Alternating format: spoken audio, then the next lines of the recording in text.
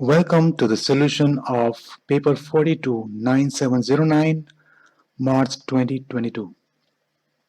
Question number 1 says a crane is used to raise a block 600 kg vertically upwards. So it was at the ground, suppose it went up and its mass is 600 kg.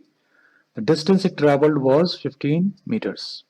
There is a resistance to the motion of the block, which the crane does 10,000 of work to overcome the resistance only. So the work done against resistance is 10,000 joules. Okay, find the total work done by the crane. So the crane did a work, we'll call it work done by applied force. It did three things. First, it overcame the resistance. Second, it raised the mass by 15 meters. Basically, it changed the potential energy of the object, which was mgh, right? M is 600 kg, G is 10 fixed, and height is 15 meters. This much work was done to raise the level of the potential, the object. The third thing was to change the kinetic energy, but they're saying at a constant speed. So whatever was the speed here, u, v was the same. So v was same as u. So there is no change in kinetic energy. So actually, it did this work applied is the sum of only two works. So let me find that one. It is already given 10,000 plus this will be 600 times 10, 6,000 times 15, 90,000 joules. Total, it will be 100,000 joules of work done by applied force. Just keep in mind, applied force does these three things only in mechanical work. Part B. Given that the average power exerted by the crane is 12.5 kilowatts. So power is 12.5 kilowatts. Find the total time block is in motion. Okay, power is the energy, change in energy over time, or work done over time. So work done we already know is how much? 100,000. Time we don't know, but power is given to us 12.5. So we will just equate them. 12,500. Never use kilowatt, use watts. Equals to 100,000 over T. Let's cross multiply, change the places of these two. Number comes down, T goes up. T is 100,000 over 12,500, which is 8 seconds. Let's go to the next. A particle P is projected vertically upwards from horizontal ground, okay, with velocity u. Okay, so this is the ground, it was projected up, and u is velocity. Okay, P reaches the maximum height 20 meters above the ground. All right, this is 20 meters above the ground. Okay, find the value of u. All right, so if u is the initial velocity, we are sure that the final velocity will be 0. Whenever an object reaches its maximum velocity, it stops there and then falls down. So final velocity at the highest point will be 0. So we can use, so we will use the formula v square equal to u square plus 2as. V, final velocity at the top is 0, u is unknown, plus 2, acceleration is against the motion. Whenever there is a free fall or something is projected upwards, the acceleration is always downwards 10 meters per second square. But since the motion is upwards, this acceleration is in opposite direction. We have to use minus 10 for this. S is the height attained, which is 20 meters. So 0 equal to u square minus, because of this minus, 2 times 20, 20 times 20, 40, okay, 400. So let's bring 400 to the left side to make it positive. and square root both sides. So u will be plus and minus 20, but it is going upwards and we have taken upwards as positive, so we'll just accept the positive speed, which is 20 meters per second. Find the total time for which p is at least 15 meters from the ground. So we know this is ground, we know this is 20 meters where it reached, but there was somewhere here 15 meters, correct? And after turning back, it again reached that 15 meters and then fell down, obviously. They're saying, what is the time, total time it crossed this 15 meter here, reached up, and reached 15 meters again. This red color, how much is the total time? So the easiest way we can do this is that we know the displacement of the particle from the ground till here is 15 meters. So we'll just use the formula S equal to ut plus half at square. Just use this. So S here is the displacement. We are not concerned about that it went up and turned back. Just see at what times it is having a displacement of 15 meters, isn't it? 15 meter displacement from the ground, straight line 15 meters away. Do not worry about it reached up. So 15 is equal to u, we know now it was thrown at 20 meters per second. Time we don't know. We'll get the 2 times when it is at 15 meters height. Okay, plus half and again minus 10 because the motion is upwards, displacement is upwards, but acceleration is downwards. T square, 2 and 10 cancel out. So okay, it becomes a quadratic equation. So 15 equal to 20t minus 5t squared. Let's bring these two to the left.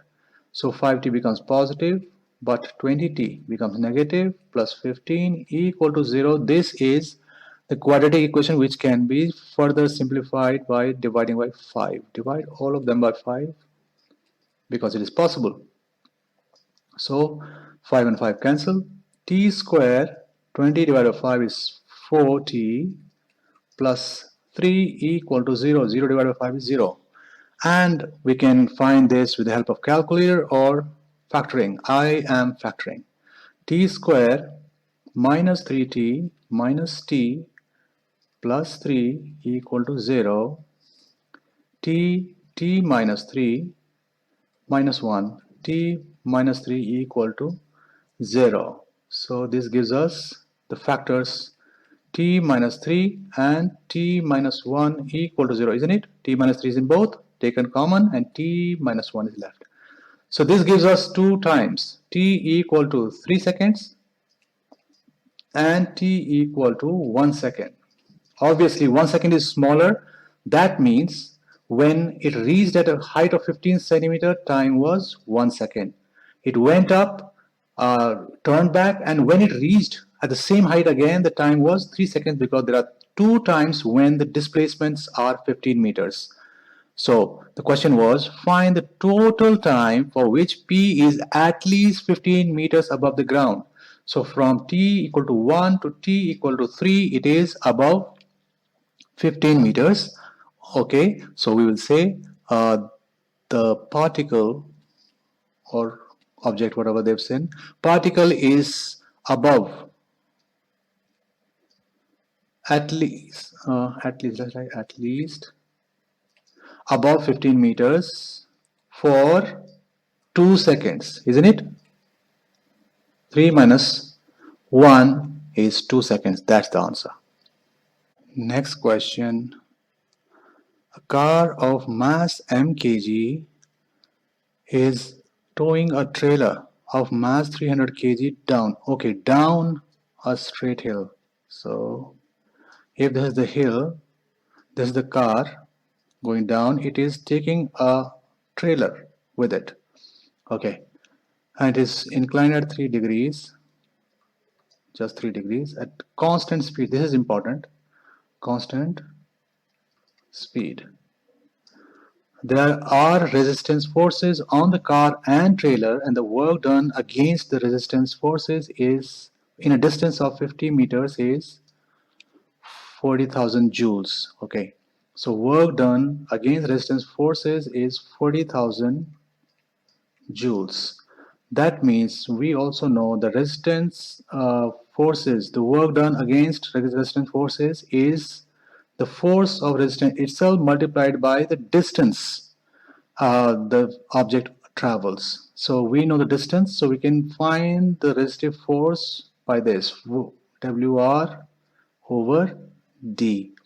Work done against resistance forces 40,000 joules divided by D. Distance is 50, yeah, 50 meters is resistive force. And that is how much? 4,000 divided by 5 is 800 newtons. If it is needed later, because they sing constant speed, obviously it will be needed. Anyways, the engine of the car is doing no work. So there is no work done by the engine, right? But the tow bar is light and rigid. That means there is no flexibility between the car and the trailer. Okay, so since we said there is no work done by the engine is off, it is just rolling down. That means, and why is it rolling down? It is rolling down because of the force which is the component of the weights of the uh, two bodies, car and trailer. What is the car and trailer? Let's say M is car, 300 is trailer, and weight will be multiplied by 10. That's what the weight of the two is, this direction, but we are not involving this one. We need this component in this direction, and this component is always is the same weight multiplied by sine of the angle of inclination, which is 3 degrees, right? So this is the force which is rolling it down because of the weight. And now, since they say it's a constant speed, that means whatever is the force backwards, which is, we know, resistive force, is equal to the force forward. When two forces are equal, they are the body moves in constant speed. So what I mean is this: we know net force is mass times acceleration, which is applied force minus resistive force, correct? So since it is going at constant speed, that means acceleration is zero. If acceleration is zero, this whole thing is zero. There is no applied force, but this natural force which is bringing it downwards will be counted as applied force because it is being applied continuously. So F applied force minus resistive force, and let's bring resistive force to the left side. They become equal, and that's what we're going to use. We know resistive force is 800 newtons. The applied force is this one we are counting as applied force, which is continuously on the car and trailer. So 300 times 10 sine 3 degrees. So let's divide both sides by 10 sine 3 degrees so that it cancels here, and 10 sine 3 degrees here as well. 800 divided by 10 sine 3 degrees is 1528.858. Sorry, 585 equal to m plus 300. And let's bring 300 and subtract from this. We'll get m equal to 1228.585. We give our answer in 3 significant figures. So 1, 2, 3. It will become 1230 kilograms. That's the mass of the car. Next part.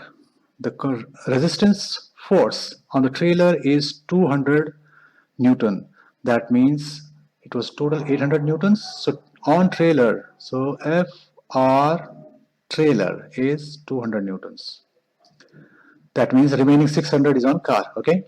Just keep it in mind. Find the tension in the tow bar between the car and the trailer. Okay, so let's redraw again. And this time, this is car, this is trailer, and we want the tension in this particular tow bar. So let's focus on the this one, this body only. Whenever we want to find a force inside the system, you can focus on one of the objects. I'm uh, focusing on trailer. Okay, let me draw trailer again. Trailer has a weight which is 300 kg times 10, 3000 newtons. That's the weight, right? It has a component in this direction which we applied in previous part also. It will be 3000 sine 3. This is the component of the weight which will drive it down, correct? There is one more force which is pulling it forward, which is tension in the bar, this bar. These two forces are bringing this trailer forward. So what is uh, stopping it from moving? It is the resistive force, and they have given here 200 Newton is the resistive force. And since they have not mentioned if the speed has changed, that means it is still constant speed. And since the constant speed is there, we can write that the force forward, which is T plus 3000 sine 3 degrees, is equal to 200 newtons by the same logic I explained in first part. So tension will be 200 minus 3000 sine 3 degrees, which will be, it is 42.992 newtons, rounded off to 43 newtons. This is the tension in the towing bar. Question number 4. The total mass of a cyclist and her bicycle is 70 kg. The cyclist is running with constant power of 180 watts. Not running, riding. Up a hill, okay, up a hill again. Inclined at alpha degrees. Sine alpha is 0.05. They give the value when they don't want you to waste your time in finding angle. At an instant where the cyclist speed is 6 meters per second, acceleration is minus 0.2 meters per second square, there is a constant resistant force F, okay? So resistive force is F. Find the value of F. Alright, so let's draw the picture here. The applied force by the cyclist is in this direction. There is a resistive force F in this direction, but there is additionally the component of the weight in this direction. What is the weight? In this case, 700 Newton. Just like question number 3 previously we did, we will write 700 sine alpha in this direction. So there are two resistances actually, right? And as a result of these two, F net is equal to MA is equal to applied force minus, there's a resistive force and then 700 sine alpha. Okay, let's put everything together. And what are they asking? They're asking F, we'll find F. Okay, mass of both 70, acceleration minus 0.2 meter per second square, applied force we don't know. So let's find applied force. Applied force is the power divided by the speed at which the body is moving. So power is 180 watts, speed is 6 meters per second, that is 30 newtons. So 30 newtons is applied force, F we want to find out, and 700, we'll put this value of sine alpha which is 0.05. Alright, so let's keep only F here and rest everything comes to the left side. So 70 times minus 0.2 will be minus 14. This 30 will also become negative. However, this 700, 0.05 will be positive, and 700 times 0.05 will be 35, equal to negative F, which is left on the right side. Alright, 14 and 30 is 44. 44 minus 35 minus 9 equal to minus F, and cancel both the negatives. F is 9 newtons. B part. Find the steady speed. This is the key here. Steady speed. That means acceleration is 0 in this case. That the cyclist could maintain up the hill when working at this power. So power remains 180 watts. Same situation now, but because the speed is steady, that means what are they asking? They are asking the speed. So applied force will be equal to the resistive force as well as the 700, we got 35 Newton, right? 700 sine alpha, which is 35 Newton. These two forces will be equal to this because the speed acceleration is 0. So applied force will be 35 downwards plus there's 9 newtons we got resistive force, which is 44 newtons. Okay, now we'll use again power equal to force applied multiplied by speed, the same thing rewritten. We have the applied force with us, okay, 44 newtons. Speed they are asking us, and power we know 180. So 180 divided by 44 will be the constant speed, which is 4.09 meters per second. Question 5. Four coplanar forces act at a point. We can see this. Whenever they say coplanar forces, that means they are horizontal forces, as if they are acting on a table. The particle is lying on the table and they are in different directions. Okay. Now, the directions of the forces are shown 60, 40, and all that. Given that the forces are in equilibrium, that's the good part. Find the values of F and G. So we have two unknown forces which we have to find out. So that means we need two equations. So we'll get the equations in X direction and Y direction. So let's write the components of each force in these directions first, and then we will find the values of F and G. All right. This 2F Newton is making a 40-degree angle here. So its component in this direction will be 2F cos 40 degrees. Why 2F cos 40 degrees? For that, I'll give you a link in description about how to write the components of different forces, okay?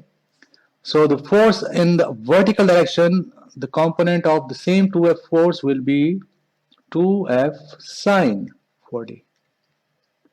Similarly, G Newton is making a 60-degree angle with this, so it will be G cos 60 degrees. And there will be a vertical component also, G sine 60 degrees. Since the bodies are in equilibrium, we will equate the left side force to the right side force, upside force with the downside force. They will be balancing each other, in other words. So X direction. X direction is horizontal direction. 2F cos 40 is equal to G cos 60 plus there is an F Newton force already in this direction. These two are equal. Okay. Similarly, let me write an equation in Y direction. G sine 60 plus 2F sine 40, both are upwards, will be equal to 10 Newton, which is downwards. Let me write the values of the trigonometric ratios in these two equations, both of them. So here 2F cos 40 is 0.766 equal to G, and cos 60 is 0.5 plus F. So we can write here 2F, 2 times this will be 1.532. 1.532F will be this one. Let's bring this also F here because we can make them 1 equal to 0.5G. And if I subtract this 1 from 1.532, it becomes positive 0.532 f. This is the relationship between f and g. Let's see what do we get from the second one. Sine 60 is square root 3 over 2. I'm not writing it in decimal to keep it as close as possible to the original one. Sine 40. Sine 40 is 0.6428. And now we have to multiply that also by 2. So we get 1.2856. 1.2856 f equal to 10. Now, we know that this is a relationship between f and g. Let's divide this by 0.5 here and this also by 0.5 here so that it cancels out. And what relation do we get from here? Equal to 1.064 f. Let's substitute this value here. Square root 3 over 2 multiplied by 1.064 f plus 1.2856 f is equal to 10. Now we are left with only one variable f that we can evaluate. Let me use calculator again. By the time I do this, please subscribe to this channel, like this video, share with your friends. I think I'm the first person in the world to do this. So we get here 2.20705 f. If I add this part without f and this 1.2856, I get this, which is equal to 10. And now we can get that f is 10 divided by 2.20705. F comes out to be 4.53 newtons. And now only thing left is to find g. And rightly it is worth 5 marks because there are so many careful calculations are here. So we had g equal to 1.064 f, right? So we'll write g equal to 1.064 and f is 4.53. It comes out to be 4.81992, rounded off to 4.82 newtons. B part. Given instead that f is equal to 3, we need the drawing again. So here is the drawing. F is equal to 3. F is 3. That means this is 6 newtons. And the value of G for which the resultant of the force is perpendicular to 10 Newton force. We have to find the G. This is also 3 newtons.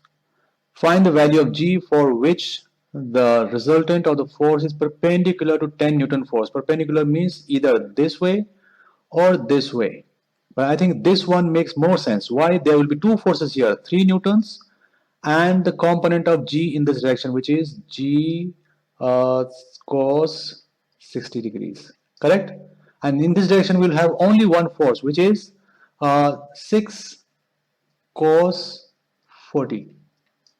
So I'll take this to be the resultant force, this direction, and the upper components, the component of 6 in this direction will be 6 sine 40, okay, and this will be what? G sine 60. So the force, if it is this way or this way, in both cases, there will be a zero force in this direction, vertical direction. That means G sine 60 vertical plus 6 sine 40 up will be equal to 10 newtons downward. For sure, they are going to be equal. Okay, so that the resultant force is only in these two directions, left or right. So we can find C from here. Sine 60 is square root 3 over 2 again. And sine 40 we got as 0.6428 plus 6 times 0.6428 equal to 10. Let's bring this with the 10. So square root 3 over 2g equal to 10 minus 6 times 0.6428. and we multiply this by 2 over square root 3 so that they cancel out. We have to multiply here also the whole of it by 2 over square root 3. So in this case, g comes out to be 2 divided by square root 3 multiplied by 10 minus 6 times 0.6428. Just put this in a calculator and you'll get the value of g. What I'm getting because of this whole calculation is 7.09 newtons. A cyclist starts from a fixed point O in a straight line. Before coming to rest, k seconds later, he starts from rest and comes to rest. So that means u is 0 here and v is 0 here, but we can't use the kinematic equations in this because the acceleration is variable. So just for the sake of writing, I've written this. Okay, so v is also equal to 0. The acceleration is given by this equation, which is a equal to 2 t to the power minus half minus 3/5 t to the power positive half. Okay, find the value of k. Since we know two situations when the speed is 0, let's find the equation of velocity by integrating this with respect to time. Yeah, so v will be equal to 2 is a constant, keep it like this, t to the power minus half plus 1 divided by minus half plus 1. Minus 3/5 is constant, t to the power half plus 1 over half plus 1 plus c. Okay, so now we have to find the value of c, and for that we can do this. Put at t equal to 0, v is 0. We'll find c, and then we can find the other value of time when v is again 0, which will be k in that case. Alright, so v is 0 when time is 0. Since this 0 is multiplying with everything, this is 0, this is 0, c is 0 because they have t in both, and both in t is 0, so that will make 0. So c was of no use. So let's rewrite the equation now. v equal to 2t to the power minus half plus 1 positive half over positive half.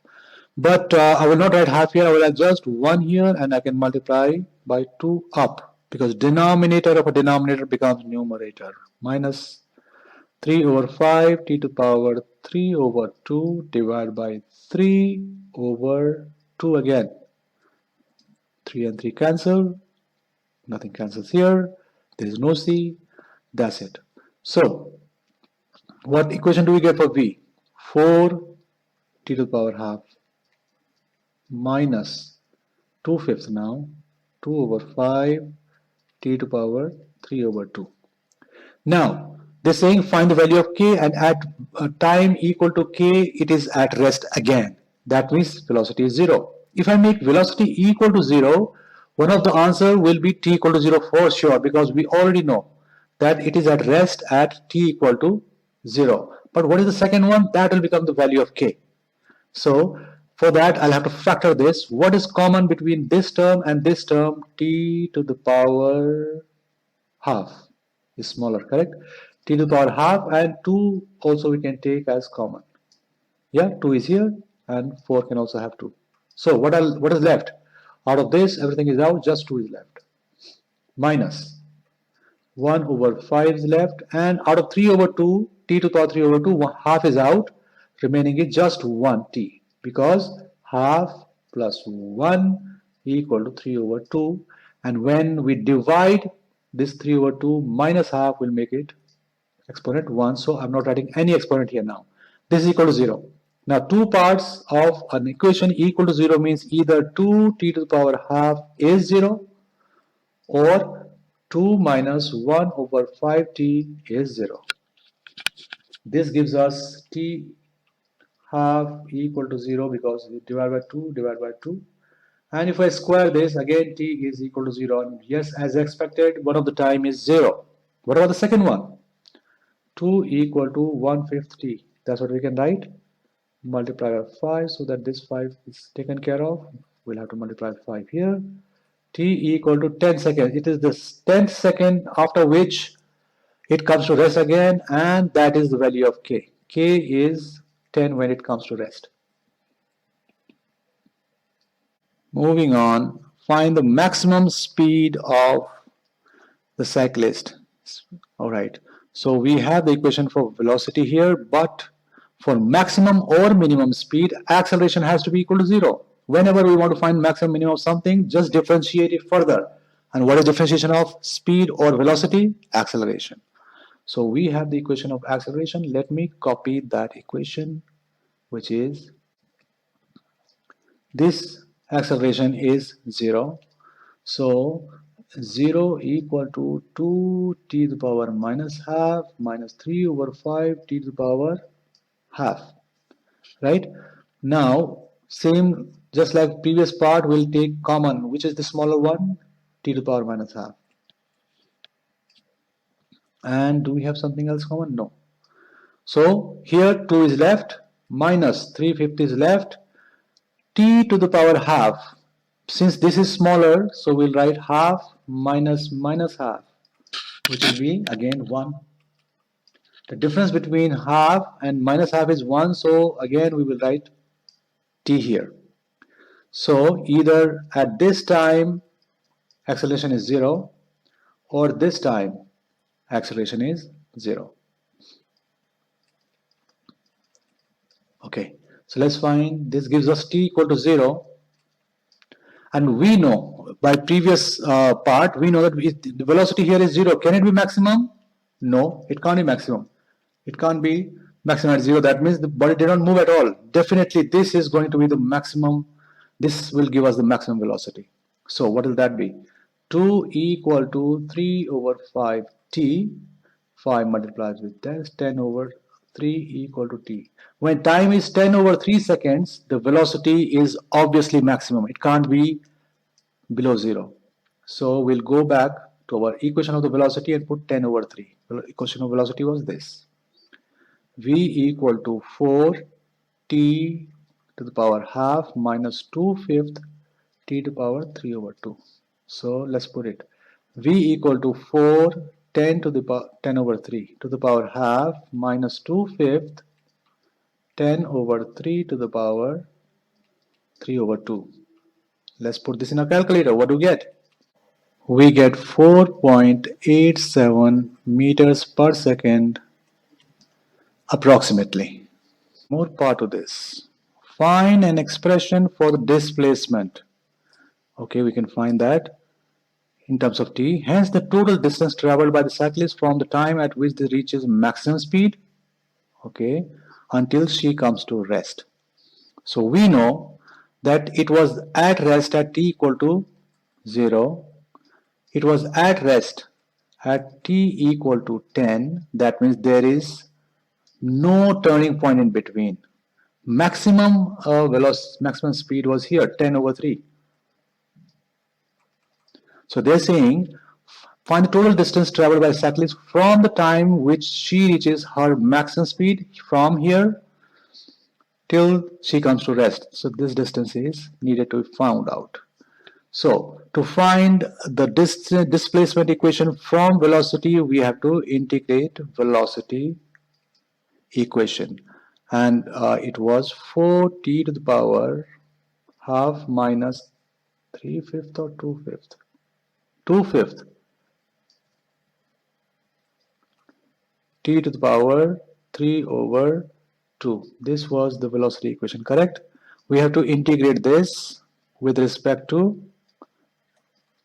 time. And we know from where to where. 10 over 3 is the starting time and 10 seconds is the finishing time. And there is no turning back in between, so we are good. Let's integrate. The integration of 4 remains 4. T to the power half plus 1 over half plus 1 again minus 2/5 t to the power 3 over 2 plus 1 divided by 3 over 2 plus 1 plus c. 10 over 3 and 10. There's no need to evaluate c because it is going to get cancelled when we substitute 10. So it is just for the sake of formality we write this. Okay, so let's substitute 10 first. So 4 multiplied by t to the power 3 over 2 over 3 over 2. So let me multiply 2 here. Yes. Alright. Minus 2/5 t to the power 5 over 2 over 5 multiplied by 2. So it is not going to get cancelled out. Okay, plus c. From 10 over 3 to 10. Let's now actually substitute 10 and 10 over 3. This is 8 over 3 and 10 to the power 3 over 2. Be very careful about this. 2 times 2. This 2 and this 2 becomes 4 over 25. 10 to the power 5 over 2 plus c minus, we'll put 10 over 3 now. 8 over 3, 10 over 3 to the power 3 over 2 minus 4 over 25, 10 over 3 to the power 5 over 2 plus c. First thing we should do, cancel out c, which are there just for the sake of formality, and find out this whole thing in your calculator. When I used my calculator, I got 33.73 for the first part minus 12.98 for the second part, and if we subtract we get approximately 20.7 meters to 3 significant figures. A bead A of mass 0.1 kg is threaded on a long straight rigid wire, okay, like a rod. So this is inclined and this is the bead. Its mass is 0.1 kg, that means the weight is 1 Newton here, and it is released from rest, that means u for this is 0, and it moves down the wire. Why will it move? It will move because of the component of its weight. 1 sine, and the angle is sine inverse 7 over 25. This is looking a little complicated. Sine inverse and sine cancel out. So basically the force in this direction is 7 over 25 Newton simplified. Okay. Now it has a friction. The coefficient of friction between the wire and A is mu. Okay. When A has traveled 0.45 meters down the wire, its speed is 0.6 meters per second. So when S is 0.45 meters, speed becomes 0.6 meters per second. Okay, so that mu is 0.25. That is important. Now, what connects the forces and the kinematics? It is acceleration that connects the two. Okay, so let's find acceleration from this information. We know that v square is u square plus 2as. V they have given 0.6. U is 0 plus 2. Acceleration we want to find out. S is 0.45. So 0.36 is the square of 0.6. 0 you'll ignore. 2 times 0.5 is 0.9a. Divide both sides by 0.9. So it cancels and A comes out to be 0.4 meters per second square, which we will use in the equation of forces, which is net force is mass times acceleration is equal to applied force minus the resistive force. Mass is 0.1, acceleration just got 0.4, equal to applied force is the force which is bringing it down, which is the weight component, 7 over 25, minus the resistance force is actually the frictional force. Mu R is the frictional force. Mu we have to find out, we have to show that it is 0.25.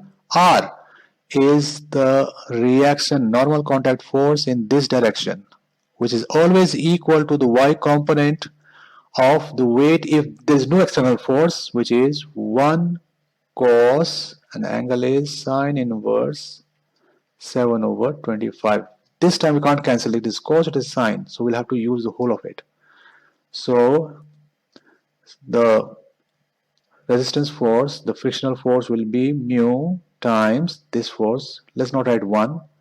It will be cos sine inverse 7 over 25. Let's continue. 0.1 times 0.4 will be 0.04 equal to 7 over 25 will be 0.28 minus mu cos sine inverse 7 over 25. Now let's bring this to the left side. It becomes 0.04 minus 0.28. The numbers will simplify. Here we remember it is minus mu cos sine inverse. I'm not getting the angle. I'm not in hurry. Why? Because calculator will do that. So no need to evaluate this. Just keep on writing this. And this will be minus 0.24 equal to minus mu cos sine inverse 7 over 25. Now both negatives you can cancel out. Divide both sides by this. So we'll divide here cos sine inverse 7 over 25, and we divide here also by the same, but it will get cancelled out. That is the purpose. Cancelled. So mu will be this, and if you put this in a calculator, I'm sure you will get 0.25. And we have one final part of the final question. Another bead, B of mass 0.5 kg is also threaded on the wire, means the same wire, okay? So at the point where A has traveled 0.45 meters down the wire, it hits B, alright? So suppose it is the point where B was there, A comes from up and hits B, alright? Which instantaneously at rest on the wire. So it is at rest. So the speed of B is 0. Speed of this was known to us, or no? It was no 6 meters per second, right? Yes, 0.6 meters per second. So it was at 0.6 meters per second. Alright. The mass of B is 0.5 kg, whereas the mass of A was 0.1 kg. Alright. A is brought to instantaneous rest in the collision. Alright. A comes and stops. The coefficient of friction between B and the wire is different, 0.275. Find the time from when the collision occurs until A collides with B again. So now this is a little complicated. It is worth 6 marks also. Alright.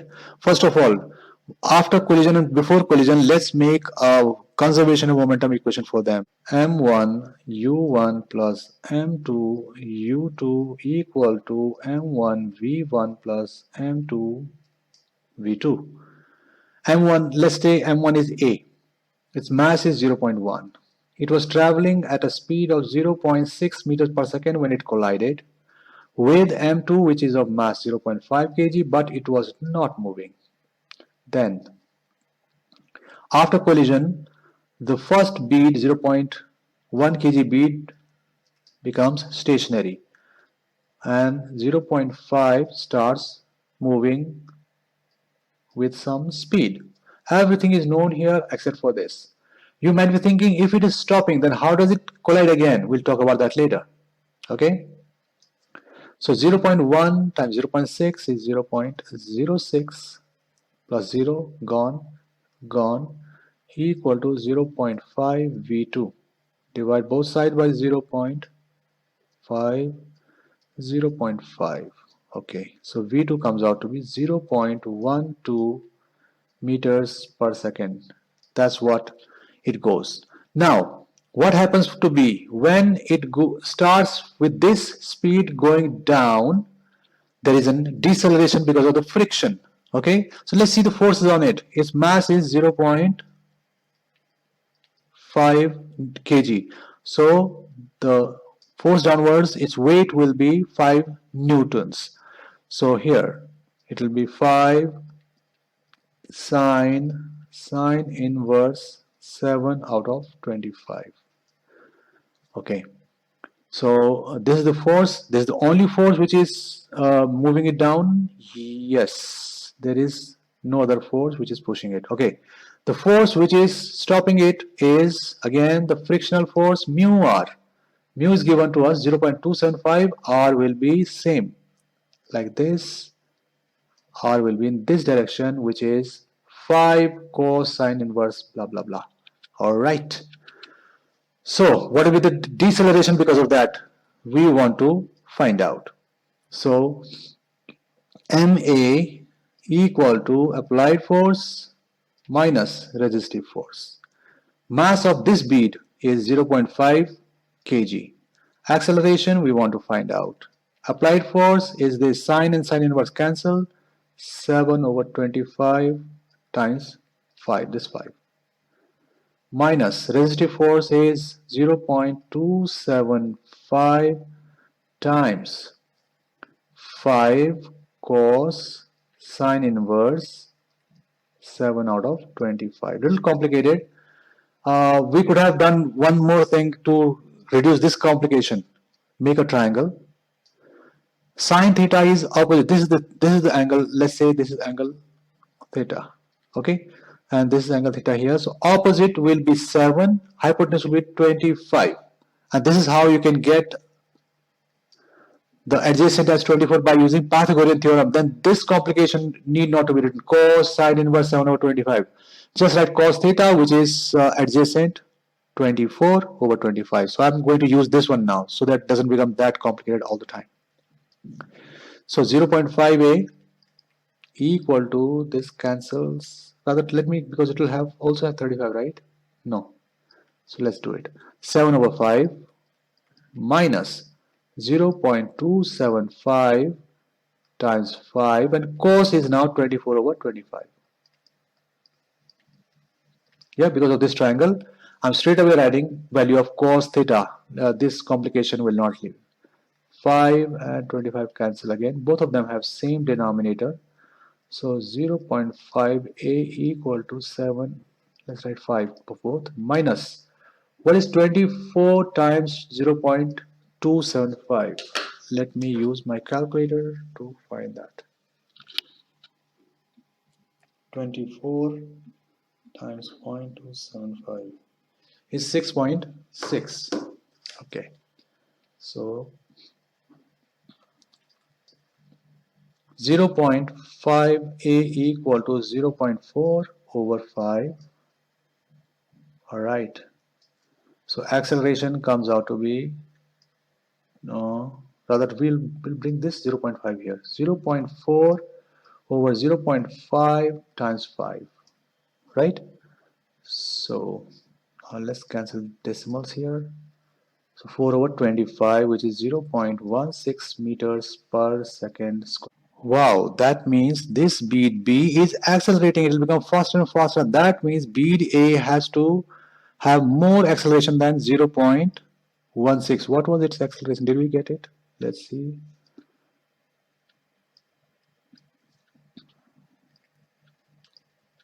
Okay, here it is. Acceleration. Oh yeah, 0.4 meter per second square. This was the acceleration of bead A. So yes, it will catch up because it is at 0 meters per second. Now let's visualize. We said that after collision, the speed of B was 0.1 0.2 meters per second, and its acceleration is 0.16 meters per second square. Whereas BA, which will be following it later on because its velocity is 0, and its acceleration is 0.4 meters per second square more than this. So definitely this is going to hit the bead B. A is going to hit the B. So since they are starting from the same point, we have to find the S, the distance. Are they asking distance or something else? Let's see. Time. They're asking time. So the time after which this bead A will hit the bead B again. So the distance covered by them will be same because after collision they start from the same point. So let's say, because they are asking time, let's say S equal to, we know U for both, yes we do, ut plus half at square, we know for both of them. So distance covered by both of them will be same. So let's say SA is U, let's call SA1 first, SA. For A, velocity, initial velocity will be 0 because after collision is stopped. So 0 times t plus half, its acceleration is 0.4 t square. I hope you are clear why I'm using the same acceleration which I got in previous part, because all the forces on that bead are still the same. So that's why the acceleration will remain the same. Okay? Whereas SB will be 0.12 meters per second was the initial velocity. Same time plus half, but acceleration is 0.16 t square. So distance when they will collide again will be equal. That means at that point the distance covered by both of them will be equal. So let's make it equal to this. 2 can cancel this. So 0.2 t square. This is the only thing left here. What about here?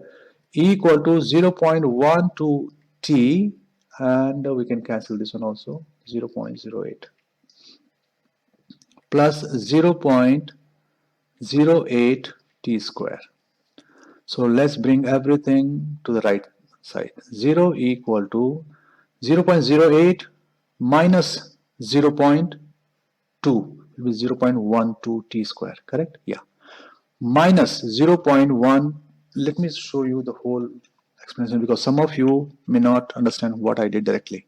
Okay, so 0 equal to 0.12 t, which is already here, plus 0.08 t square, which is already here, but this 0.2 t square will also come to the right side. Now 0.08 minus 0.2 will be minus 0.12 t square because they are both t squares. We can simplify them, and 0.12 t is already there. We have something in common here. Whenever we have 0 on one side and something can be taken common, take it, because that is going to give us our solution. So 0.12 t, whole of it has been taken common, so 1 is left here, minus here also 0.12 is out, 1 t is out, so we are left with t. So either 0.12 t is 0 or 1 minus t is 0. This gives us t equal to 0. That means both the beads collide again the moment they collided. It is not possible, right? This 0 represents the same instance when they collide. So this is not acceptable. This will be t equal to 1 second, and this is the one. They collide with each other after 1 second.